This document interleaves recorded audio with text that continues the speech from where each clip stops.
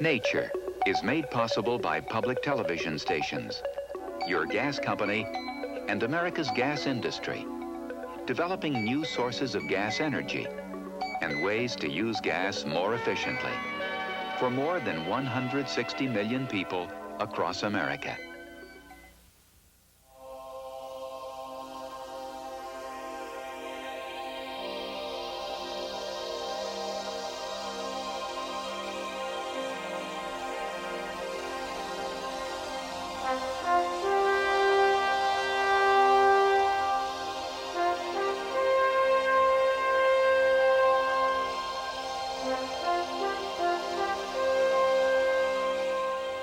Hi, I'm George Page for Nature.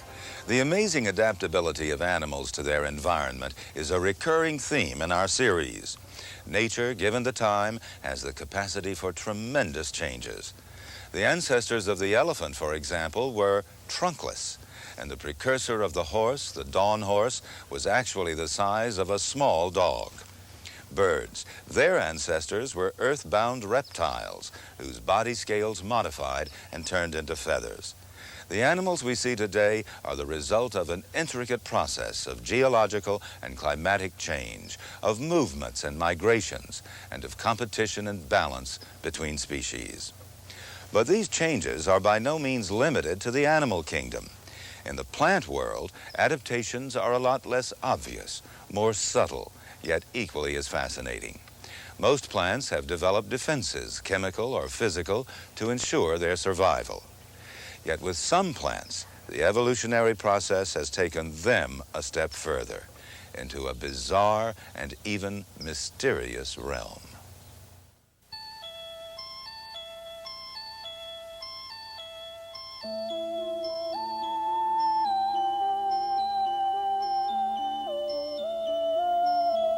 Beautiful and very deadly.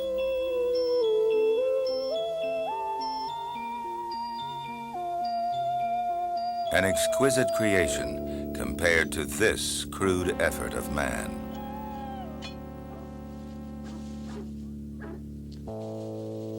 It's hard to believe that this was still in use until quite recently, an iron-toothed horror that smashed a man's leg bone to splinters and left him crippled for life.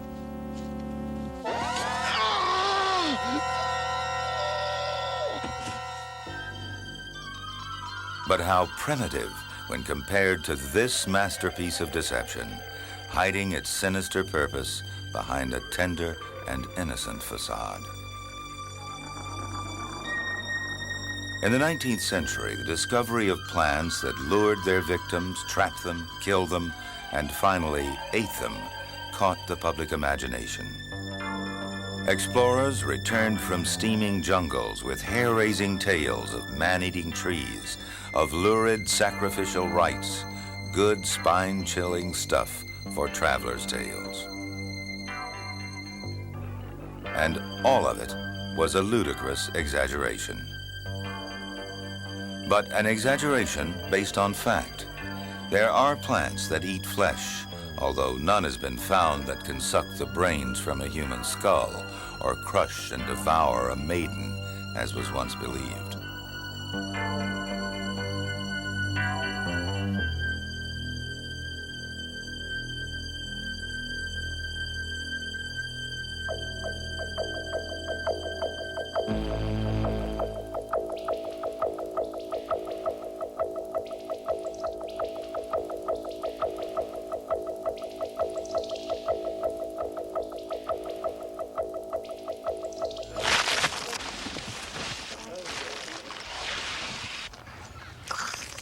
Usually, plants are passive victims, victims of gargantuan vegetarian appetites.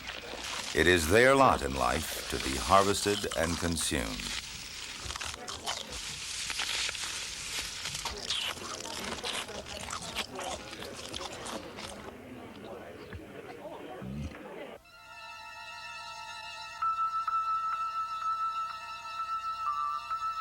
The boundless productivity of plants depends upon leaves to trap the sun's rays and roots to absorb nutrients from the soil. But nutrients can be found elsewhere, wrapped up in convenient little packages called animals.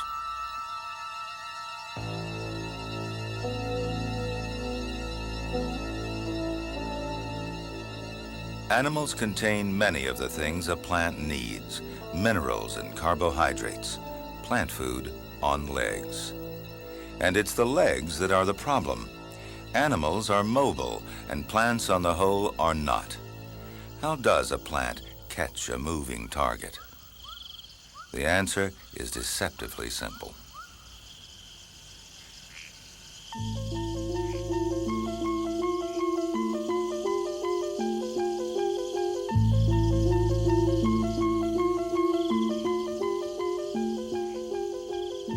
The familiar but amazing Venus flytrap. Found only on the eastern seaboard of the United States, it flourishes in ground too deficient in nutrients for proper growth.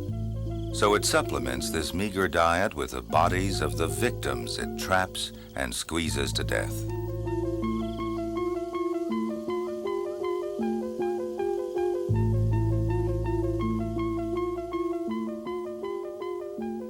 Each plant has about half a dozen leaves. Each leaf is a trap, which can be used several times. The two sides of the trap resemble two slices of juicy, raw meat, irresistible to certain insects.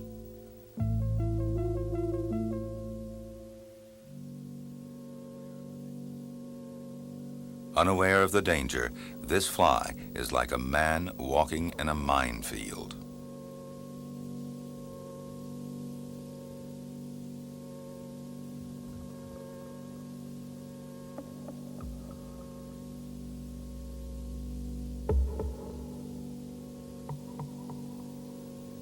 The plant lures its prey by color, scent, and food. Glands around the lip of the leaf exude a sweet-tasting nectar, which, in addition to the scent and color of the leaf, persuades an insect to try a taste of honey.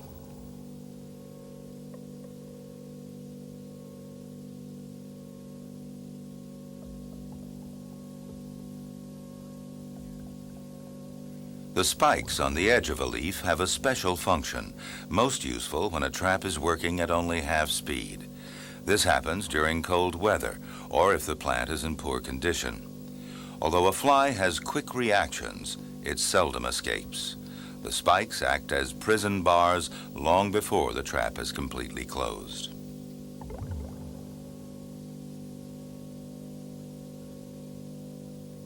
The way the trap closes and what makes it close seem more the product of fiendish invention than of nature. When a trap is set, the sides of a leaf are open in a V and face upwards. On the surface are 6 hairs, 3 on each side. These are triggers that spring the trap. It's almost impossible for an insect to walk across a leaf without touching one of them, but it's more complicated than that.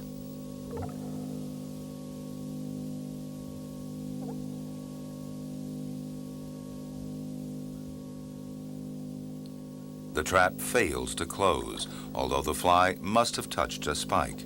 And again, the same result. But there's nothing wrong with the plant. For a trap to close, either 2 separate trigger hairs must be moved or 1 trigger hair moved twice, within the space of 2 and 20 seconds. This prevents the trap from being closed by accident, by a bit of dirt carried by the wind, for example. A needle bends the hair once, nothing happens. Twice, wham. The trap can grip very, very tightly, as you can see.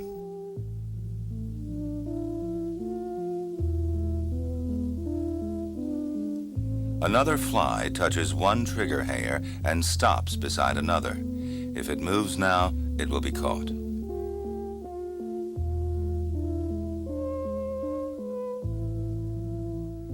But how exactly does the trap operate so quickly and with such power? It seems to hinge along its center, but does it?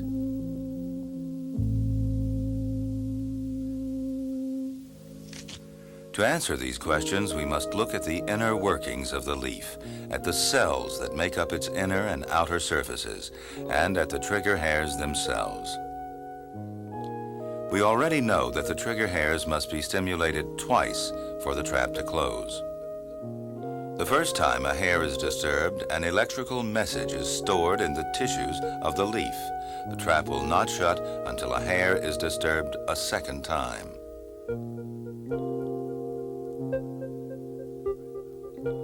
Another impulse spreads out through the leaf and reaches the outer surface cells, which instantly grow in size by 25%. With the outer cells suddenly bigger than the inner cells, the side of the leaf is bent inward. The trap closed because both sides have grown together. But how does the trap open? Like the closing, it's a growth process. But this time, the inner cells increase in size, forcing the two halves of the leaf to flex apart.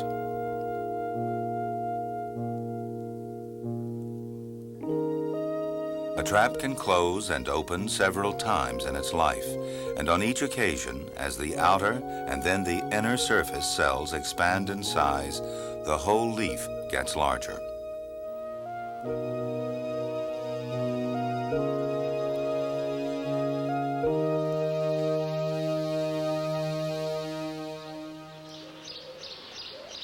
A plant can quickly distinguish between what it can eat and what it can't. Unless it's digestible, it won't stay closed for long.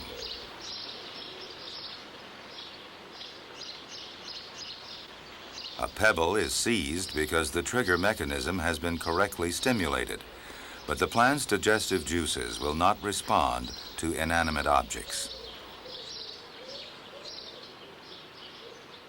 And within several hours, the trap reopens.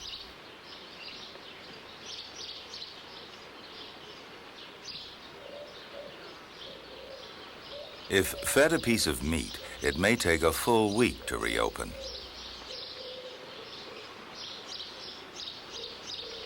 Seen in time-lapse photography, the trap plates press tightly together. Digestive juices are secreted onto the meat and can be seen at the bottom of the leaf. The result is most dramatic. A good meal, and there is a sudden and amazing burst of growth.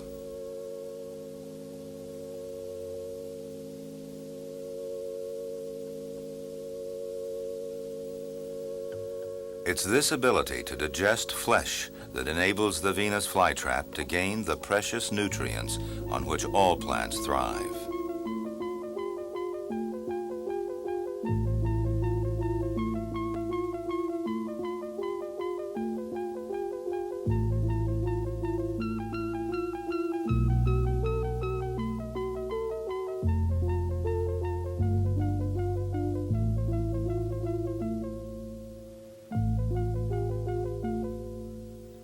In the nutrient-poor environment where it lives, it needs to trap to survive.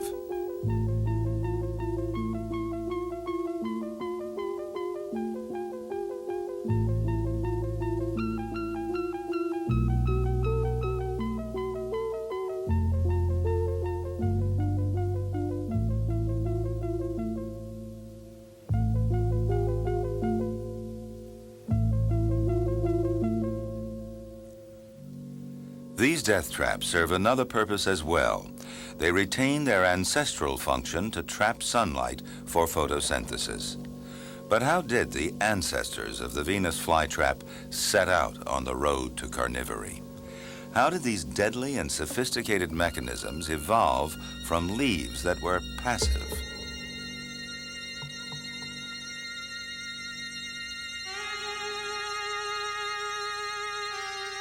Most plants fall victim to animals, their leaves assaulted by browsers.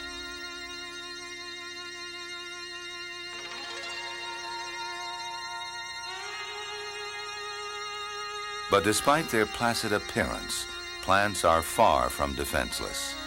To protect themselves from hordes of munching jaws, plants lace their leaves with toxins.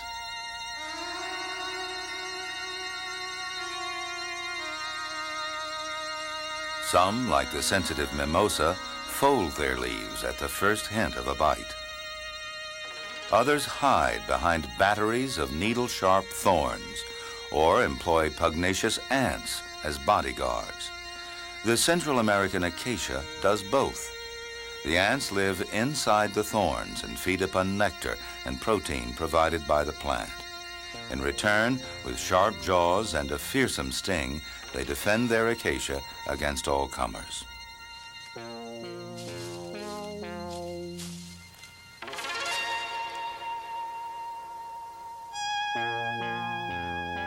A more subtle defense is a carpet of sticky hairs.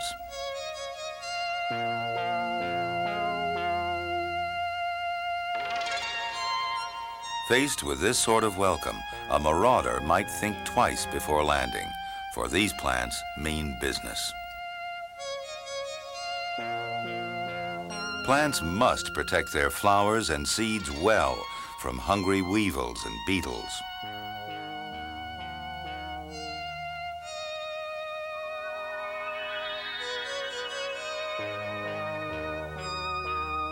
Even innocent passers-by are caught up in the act.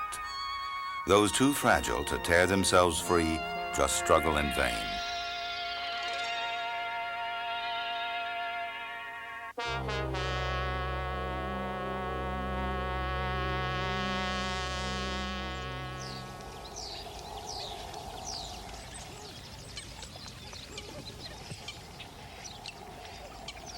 But among all defensive plants, the most deadly is Rorigula, a woody shrub found in South Africa.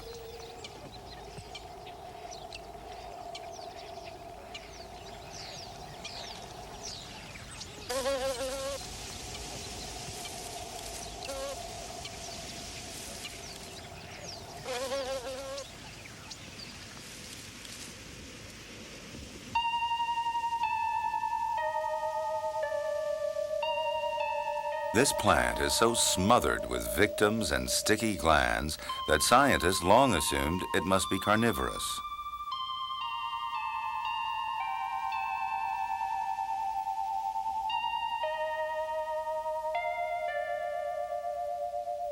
But Rorigula has no enzymes for digesting its victims, no means of absorbing their body fluids. The deadly gum is merely a defense to trap those that would eat the plant, and it makes no distinction between friend and foe. The result would seem to be a great waste of life.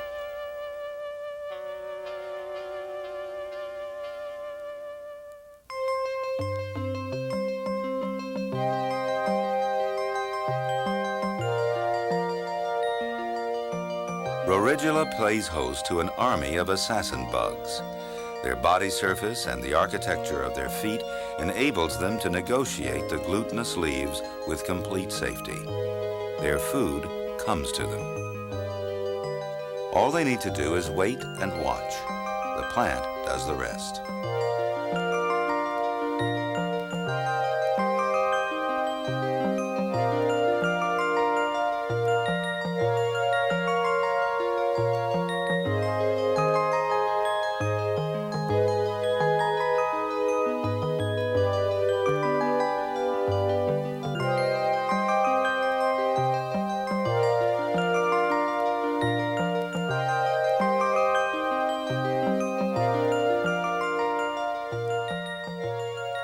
The bugs move cautiously.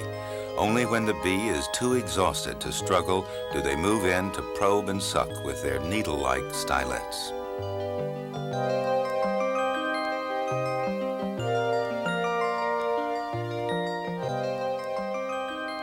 The bugs draw food and gain protection from the plant's extraordinary defenses.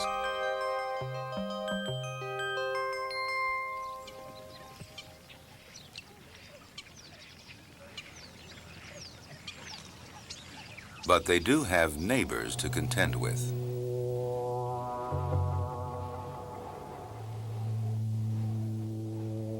And although the spiders feed upon the plentiful crop of insects caught for them by the plant's defensive glue,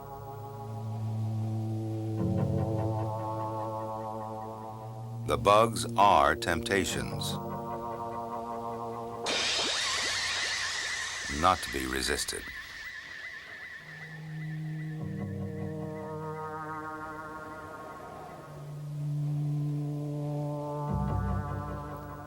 This plant has a veritable feast at its fingertips, but without enzymes to digest its victims, it's no more than a living flypaper.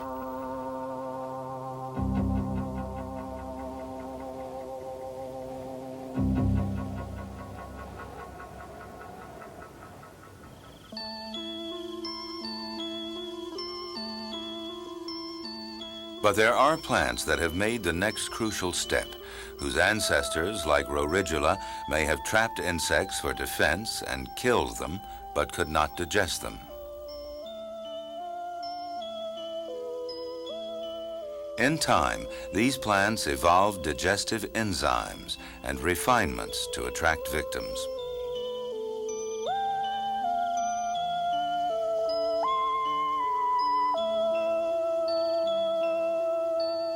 So were born the sundews, jewel-like and beautiful, but carnivorous and deadly.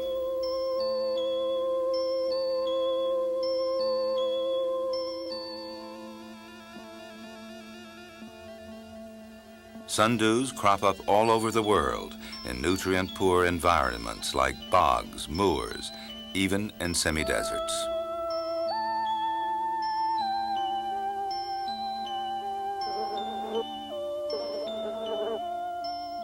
Although one fly may escape, sundews are among the most sophisticated of all death traps.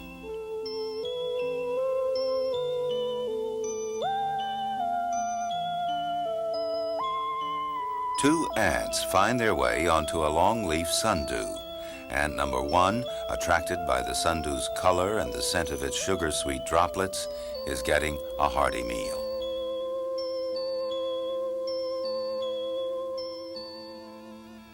Ant number two seems to be having second thoughts about eating.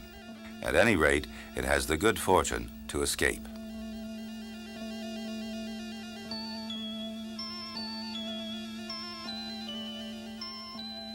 Although the first ant is still feeding, it's already in trouble. One antenna is stuck fast.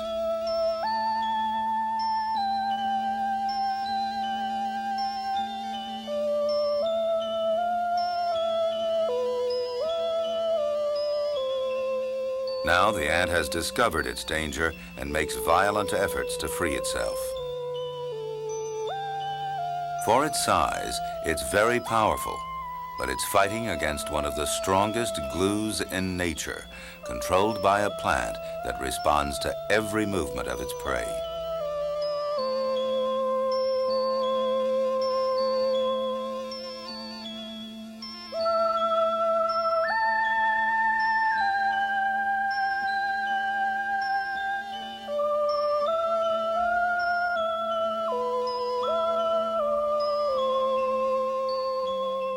Caught by the legs, the ant is being slowly enveloped.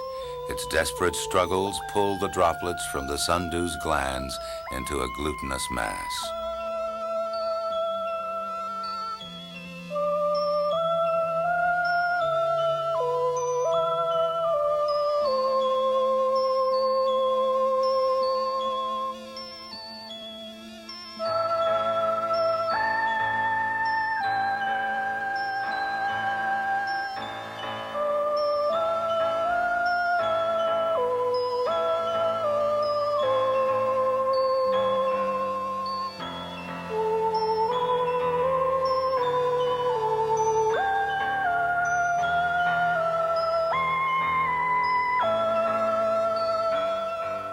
The ant twitches in its death throes, but already the sundew has released digestive juices.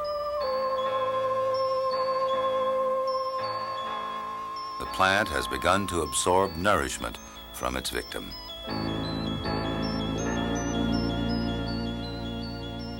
To help with absorption, other tentacles curl inward, to envelop the ant. In this longleaf species of sundew, only the tentacles move, but here we see a roundleaf sundew closing on a mosquito.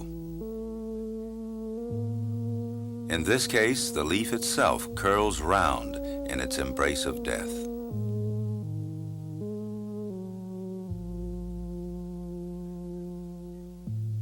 If an insect should escape, as this fly does, the leaf reopens. Like the Venus flytrap, the sundew wastes little time clutching an empty stomach.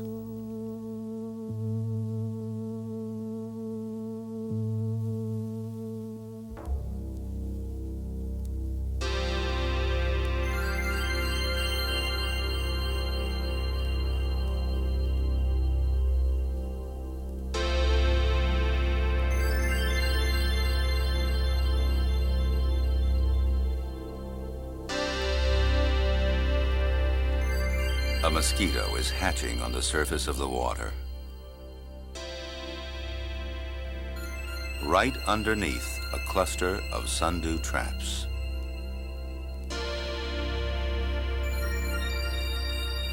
The emergence of a mosquito from its pupal case is itself one of nature's marvels. When we watch it closely, stage by stage, it assumes a strange magic.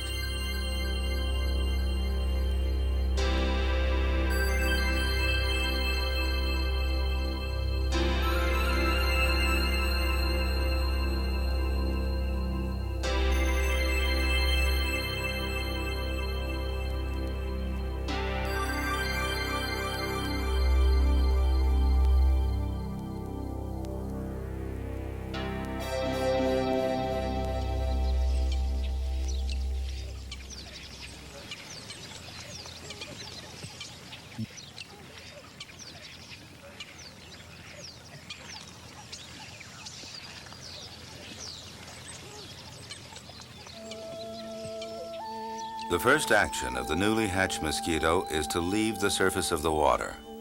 Quite naturally, it climbs up the nearest piece of vegetation, the sundew stalk. With its proboscis, it explores a glistening droplet, its first taste of nectar and its last.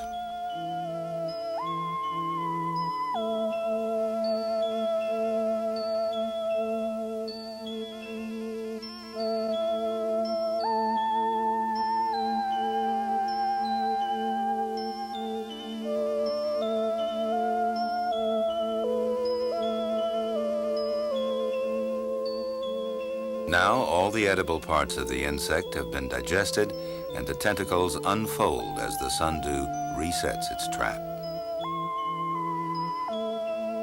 Only the husk remains, and very soon this will dry up and shrivel.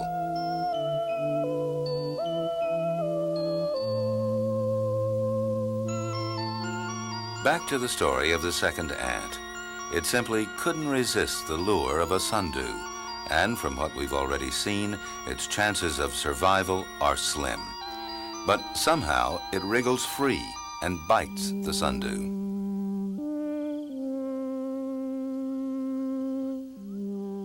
The victorious ant struggles off sticky-footed, perhaps wiser, and certainly very lucky.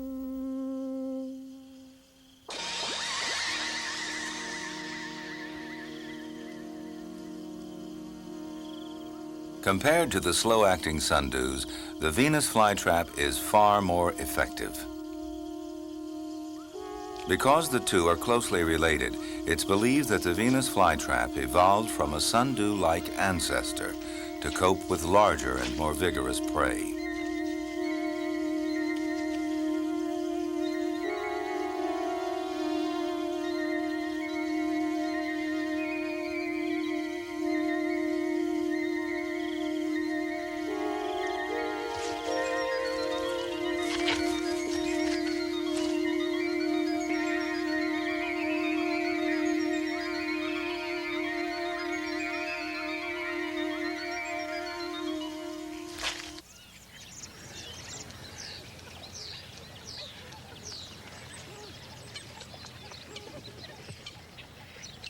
Marshes and ponds are often acidic and low in oxygen, and plants find it difficult to absorb the nutrients they need.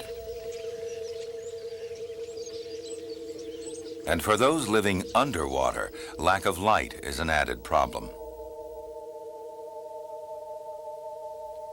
Nonetheless, competition is fierce as plants struggle to make the best of what's available.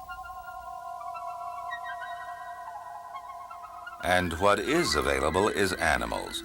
Ponds frequently teem with minute creatures, often with prodigious rates of reproduction. The egg-carrying female water flea is a good example. This abundant source of food is harvested by aldrovanda, the waterwheel plant. An underwater relative of the Venus flytrap, it gets its name from the circular arrangement of miniature snap traps that cluster around its stem.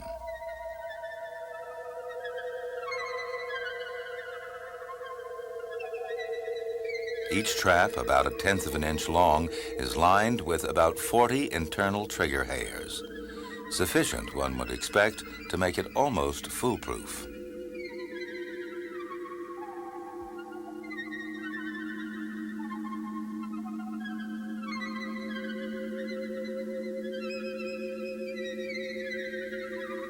But when it's well fed, the trapping mechanism is repressed. A trap snaps shut in about 1/50th of a second, and it does this even against the resistance of the water.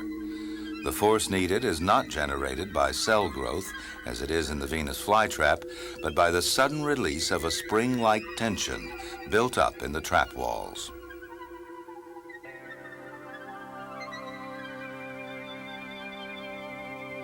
Once securely inside, the victim is slowly crushed and digested. In its lifetime of a few weeks, each leaf can capture and digest a succession of prey.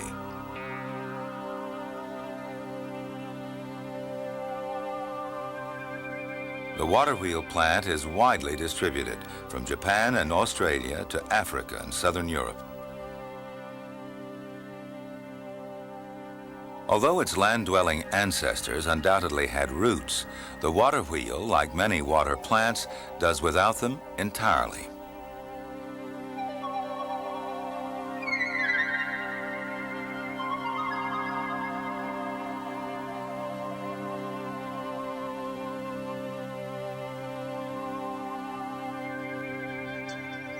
How has such a specialized carnivore evolved?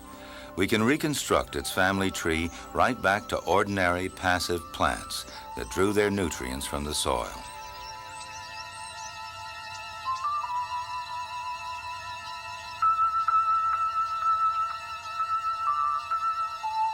These ancestors evolved sticky stems and leaves as a defense against herbivores.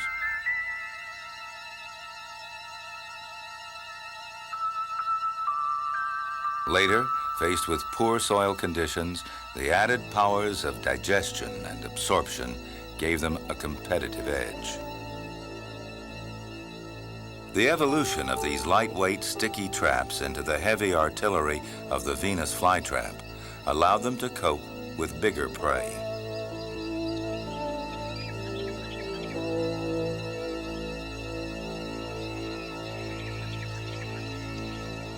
Some carnivorous plants, however, have no obvious predecessors.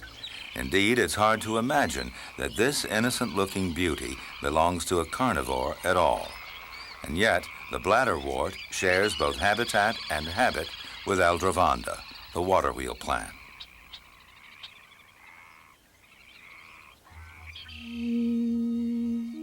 The stem of the plant extends beneath the surface, where each branch carries a number of tiny bladders, each one a little death trap.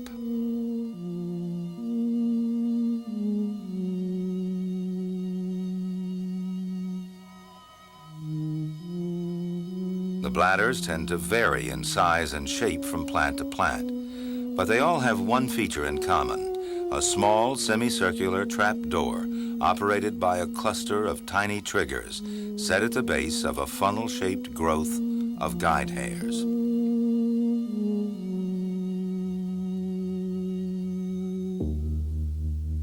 Guide hairs funnel a potential victim toward the triggers which work the trapdoor. The position of these triggers can be seen if we watch the needle-shaped splinter of colored glass as it drifts upwards. Where the splinter is now is where the triggers will appear.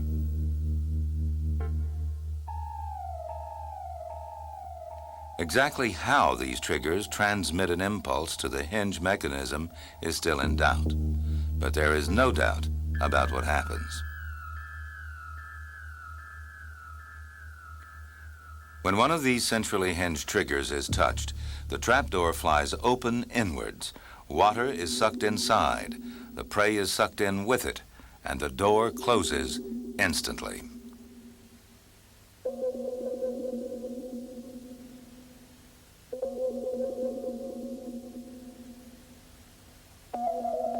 A trap operates in 1,000th of a second. Too fast to see, but not to hear.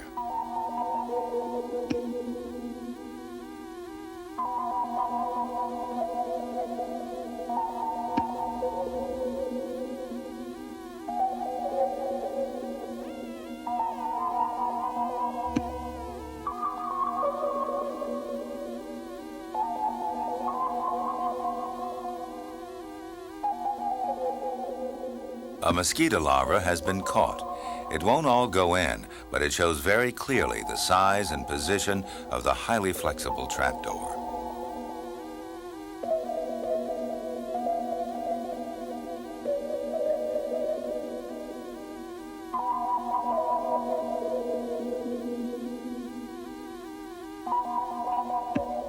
The guide hairs funnel it in, and that's it. Gradually, the rest of its body may be sucked inside. But if the larva proves to be too big, the bladder will probably die.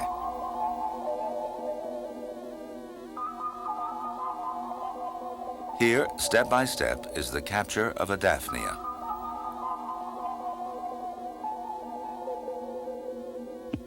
Less than 1,000th of a second.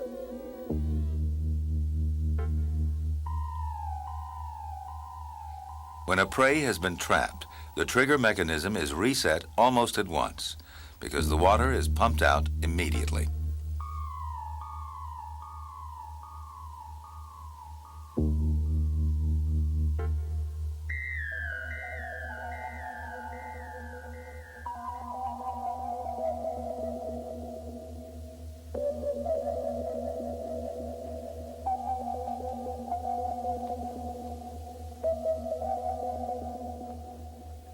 The bladder's sides spring out as an animal gets caught. Water and prey have been sucked inside. This Daphnia is caught by only a single antenna. However hard it struggles, it will never get free.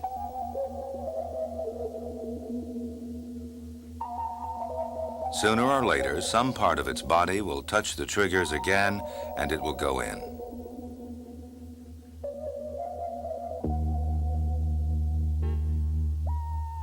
All along the margins of the swamp, thousands of traps are in action.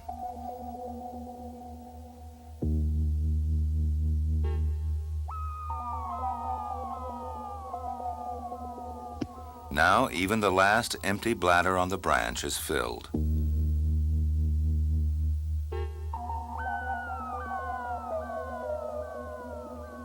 Viewed from below, the bladderwort waves gently in the sunlight, the only indication of the drama taking place beneath the placid surface.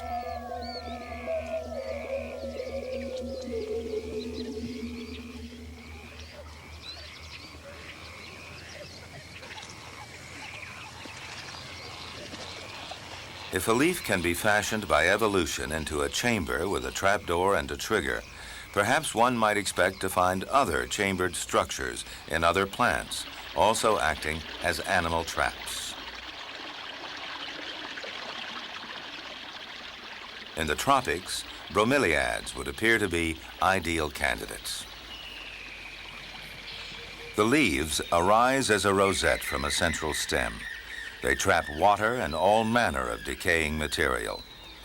And although bromeliads are known to absorb nutrients from the fluid held between their leaves, it was thought that none actually killed and digested animals.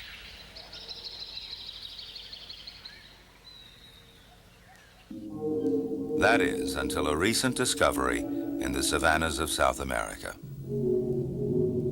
This bromeliad has evolved all the trappings of a carnivore, an inviting but treacherous pool of liquid. Waxy leaves to clog an insect's feet and weaken its grip. And a means of drowning and digesting the foolhardy.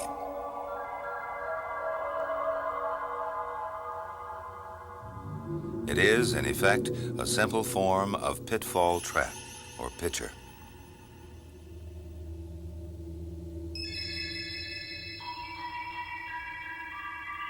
Pitchers have evolved quite independently at least 4 times. The Americas alone contain many species. They vary in deadliness, but all conform to the same vase-shaped design. In Australia, the exquisite thimble-sized cephalotus.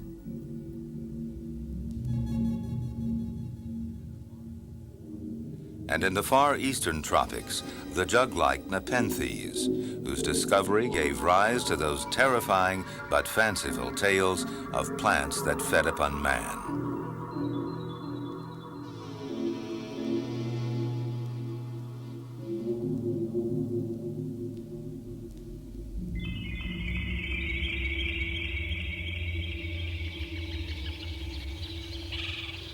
But the most remarkable of all these particular death traps is the Sarracenia pitcher plant, native of the North American sphagnum bog. Sarracenia derives its nourishment from prey caught in a cluster of horn-shaped leaves, pitfall traps. They have no moving parts and therefore seem all the more sinister. The entrance to the pitcher, liberally sprinkled with alluring nectar, gives no indication of the danger lurking in the horn that lies beneath the surface of the sphagnum moss. It's a horn of death, and this is how it works.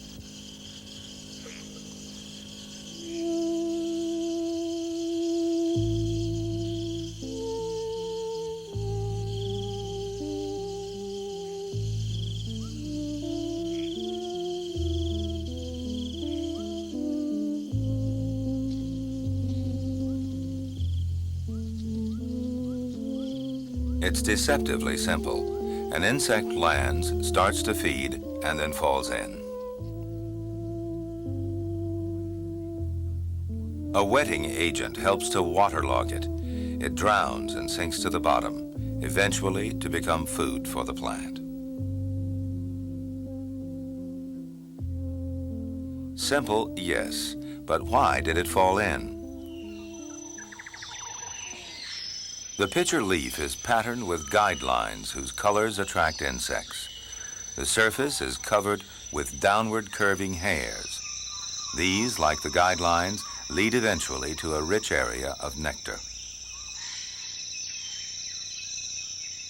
This nectar field, increasing in density as it nears the well of the horn, lures an insect ever downwards, the hairs above making retreat almost impossible.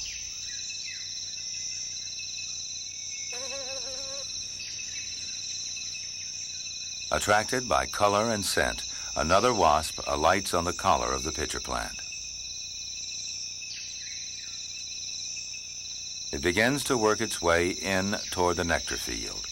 Its antennae, acting as scanners, constantly test the surface in advance, picking up scent molecules and leading the way to where the nectar is richest.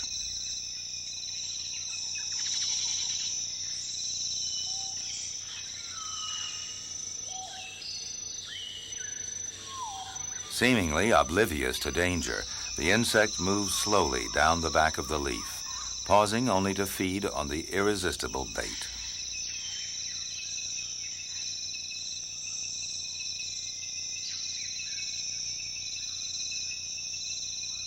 But now, as the wasp comes into the central zone, its feet begin to slip on the downward-facing hairs.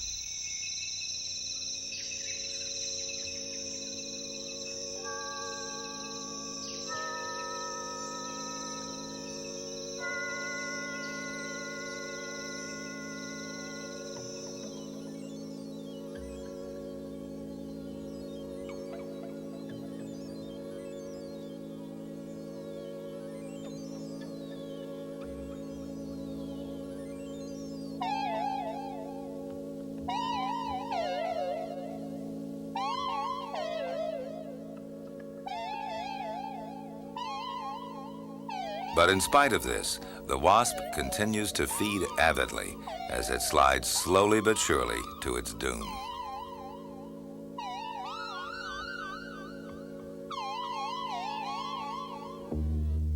This nectar may contain traces of a narcotic, so by now it's possible that the insect is drunk and weakened. Although it can make full use of its wings, it fails to escape. But why does it keep slipping? The wasp evolved special feet for holding onto steep surfaces. There is a movable claw on either side of the tip and a central adhesion pad.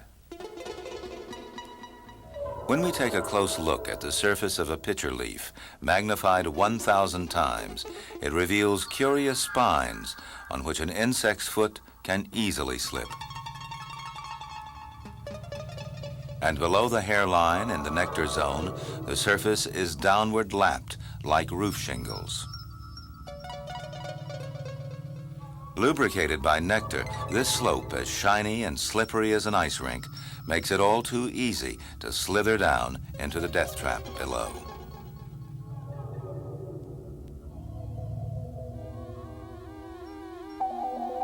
The dung fly is also attracted to this plant. A much lighter insect, we might expect it to have a better chance of keeping its footing.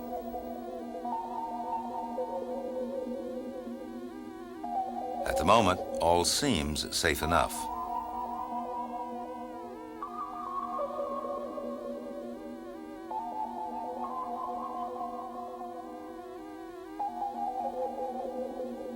But when a dung fly ventures out onto the vertical surface, it starts to slide as helplessly as the wasp.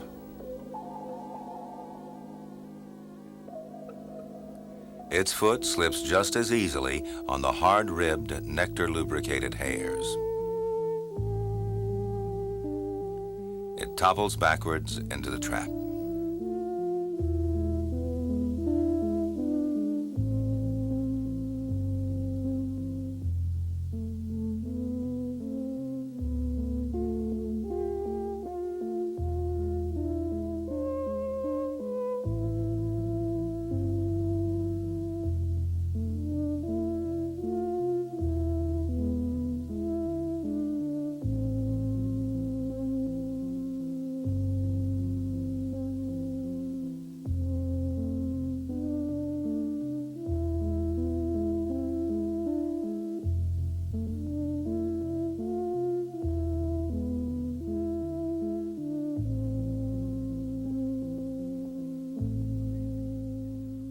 Amazingly, in this watery graveyard among the husks of dead insects, we find living creatures, the larval stage of a mosquito called Wyomia smithii.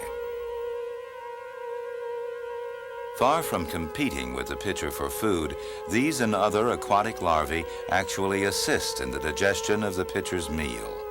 Their jaws and enzymes help break down the victim's tissues, and their excrement is an easily absorbed fertilizer. For most insects, the pitcher plant is fatal, but for this little insect and others of its kind, the pitcher's horn of death has become a horn of life.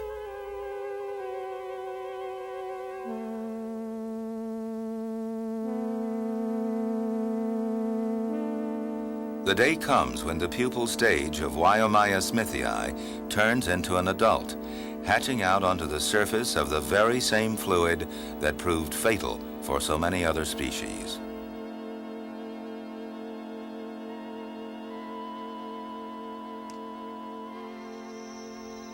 This little creature has no difficulty in keeping its footing on the wall of the pitcher plant. Off it goes, soon to return to lay its eggs. The insect shows no sign of being drugged. It even seems to feed on the nectar.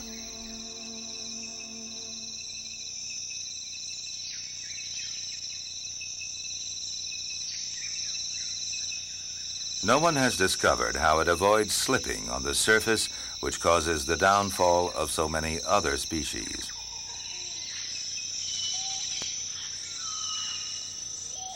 Growing larvae swim around the feet of a dying wasp. One of nature's strangest stories.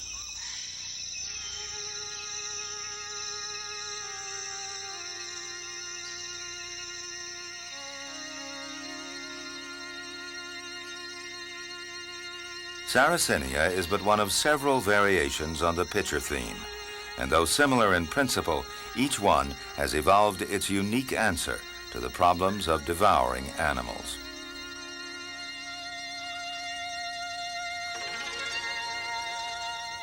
But is it possible that all these complex and deadly structures with nectar fields, slippery slopes, and digestive juices arose from ancestors whose leaves were essentially simple and flat? The pitchers themselves are proof that it is, but how?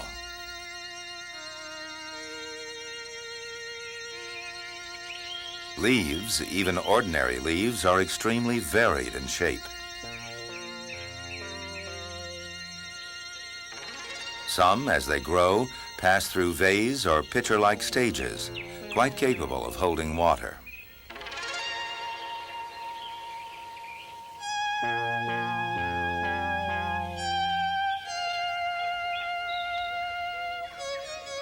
Some codiums actually produce permanent pitchers on extended leaf ribs.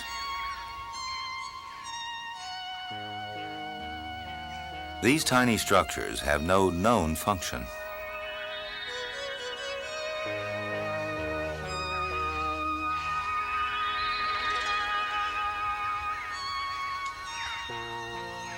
Others, like the teasel, form miniature lakes to prevent insects from climbing the stem.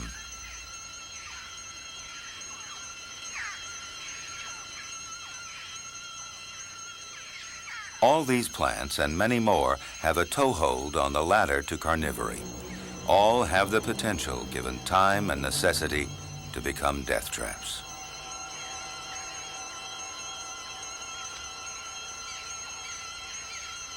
And now the strange story of the evolution of death traps reaches an even stranger ending. Or is it a beginning?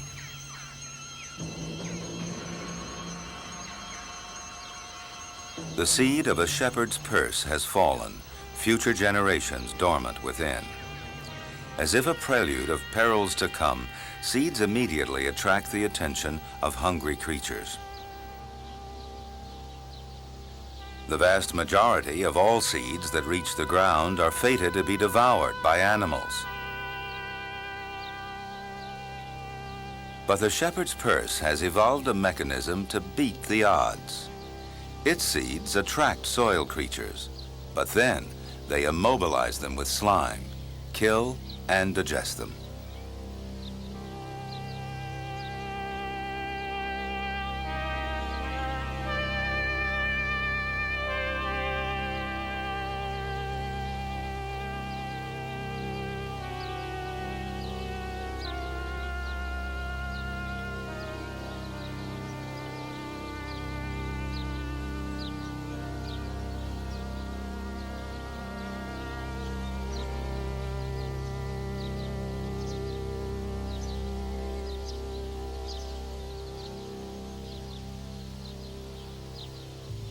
The delicate seedlings that emerge are fortified with a banquet of decaying worms and mites, their first battle over.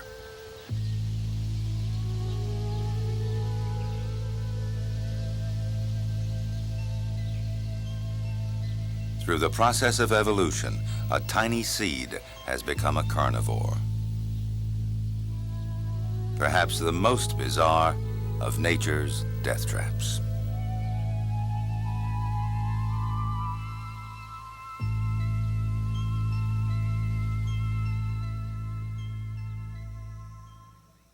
Nature is made possible by public television stations, your gas company, and the gas industry, whose respect for nature and the environment is reflected in the underwriting of this series. America's gas industry provides 160 million people with natural gas energy all across the country.